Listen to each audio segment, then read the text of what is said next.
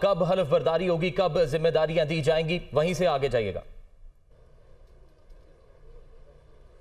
جی بالکل، جیسے کہ نگراں وزیر اعلیٰ کا تقرر ہوتا ہے تو اس کے بعد جو سب سے پہلا عمل ہوتا ہے وہ حلف لینے کا ہوتا ہے، یعنی جو پرویز الہی ہے وہ سبکدوش ہو جائیں گے جیسے ہی محسن رضا نقوی صاحب جو ہے وہ اپنے عہدے کا حلف لے لیں گے۔ اس کے بعد جو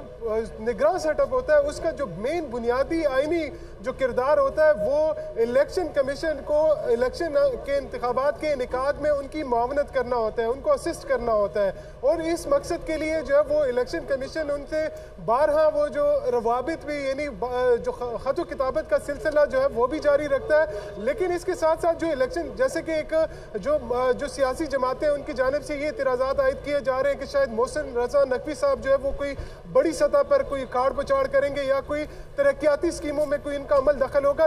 تو اس حوالے سے جو الیکشن ایکٹ ہے وہ بڑا واضح ہے۔ اس ایکٹ کے مطابق جب انتخابی شیڈول کا اعلان کر دیا جائے گا تو تمام جو پولنگ اسکیمیں ہیں ان کو جو ہے وہ فریز کر دیا جائے گا، اور اس کے علاوہ جو پوسٹنگ ٹرانسفرز ہیں یعنی یہ 2017 کی الیکشن ایکٹ میں سیاسی جماعتوں نے الیکشن کمیشن کو یہ اختیار دیا ہے کہ وہ اپنی مرضی سے الیکشن کمیشن ایک جنرل پوسٹنگ ٹرانسفر نوٹیفیکیشن کے ذریعے تمام بیوروکریسی کی اکاڑ پچاڑ جو ہے وہ کر سکتا ہے۔ اس سے قبل جب 2018 میں ڈاکٹر حسن عسکری صاحب تھے تو اس وقت بھی یہ ہوا تھا کہ جب انتخابی شیڈول پر باقاعدہ طور پر عمل درآمد شروع ہوا تو اس وقت انتخابات سے کچھ ہفتے قبل جو ہے باقاعدہ طور پر جو پنجاب کی بیوروکریسی تھی اور اس کے علاوہ جو پورے ملک کی، کیونکہ اس وقت تمام جو انتخابات ہیں وہ یکجا ہو رہے تھے، ایک ہی تاریخ پر یعنی 25 جو جولائی تھی وہ پولنگ ڈیٹ جو ہے مختص کی گئی تھی، تو اس مرحلے میں جو آئینی عمل تھا یعنی الیکشن کمیشن نے اپنے اختیارات کا استعمال کرتے ہوئے تمام ملک کی جو بیوروکریسی تھی اس میں اکاڑ پچاڑ کی تھی تاکہ کسی سیاسی جماعت کو یہ اعتراض نہ رہے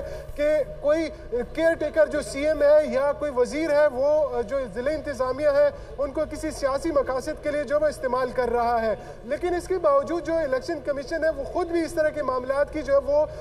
نگرانی رکھتا ہے۔ اگر کوئی بھی جو سیاسی جماعت کا کارکن جو ہے یا کوئی عام شہری جو ہے وہ کسی بھی ایسی ایکٹیویٹی کی نشاندہی کرتے ہیں تو جو الیکشن کمیشن ہے وہ باقاعدہ طور پر اس کی کھلے عام جو ہے وہ کھلی عدالت میں سماعت کرتے ہیں اور اس پہ ایک مناسب میرٹ کے مطابق جو ہے وہ آرڈر بھی جاری کر سکتا ہے۔ لیکن یہ تقرری اس حوالے سے بھی اہم تھی کہ گزشتہ کئی دنوں سے کہ جیسے خیبر پختونخوا کا تقرر کا جو عمل تھا وہ خوش اسلوبی سے ہو گیا تھا، لیکن یہ جو عمل تھا یہ مسلسل تعطل کا شکار تھا، اور اس کے بعد مختلف یعنی سماجی جو رابطوں کی ویب سائٹس ہیں وہاں پر مختلف جو ٹرینڈز ہیں وہ بھی چلائے جا رہے تھے، اور ہر جو سیاسی جماعت تھی وہ اپنے امیدوار کے حق میں اور دوسری جو ہے مخالف میں مختلف جو ہے ٹرینڈز جو ہے وہ چلائے جا رہے تھے، جس کے بعد جو پنجاب کی بیوروکریسی تھی وہ کافی جو ہے وہ کنفیوژن کا شکار تھی، جس کو آپ کہہ سکتے ہیں کہ وہ مفلوج ہو گئی تھی۔ لیکن اس کے بعد اب ان کو ایک نئی جو قیادت ہے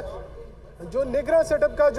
جو وزیر اعلیٰ ہوں گے محسن رضا نقوی صاحب، وہ اب باقاعدہ طور پر پنجاب کو جو ہے وہ لیڈ کریں گے۔ سب سے بڑا صوبہ ہے، 12 کروڑ سے زائد ان کی آبادی ہے، سب سے زیادہ ووٹر وہاں پر ہے، اور قومی اسمبلی کے سب سے زیادہ جو حلقے ہیں وہ بھی پنجاب سے ہیں، اور جو پاکستان میں جو سب سے بڑی جو رکنیت رکھنے والی اسمبلی ہے وہ بھی پنجاب اسمبلی پہ ہے۔ تو محسن رضا نقوی پر اب صحافتی دنیا کے بعد ایک اور ذمہ داری جو وہ عائد ہو گئی ہے کہ انہوں نے پنجاب کی جو عوام ہے ان کے لیے باقاعدہ طور پر ایک میرٹ پر صاف اور شفاف انتخابات کرا کر ایک نئی قیادت جو ہے وہ دینی ہے۔ صحیح، وقار سید ہمارے ساتھ ہی موجود رہیے گا، آپ سے مزید بھی تفصیلات لیں گے۔ سینئر تجزیہ کار مجیب الرحمان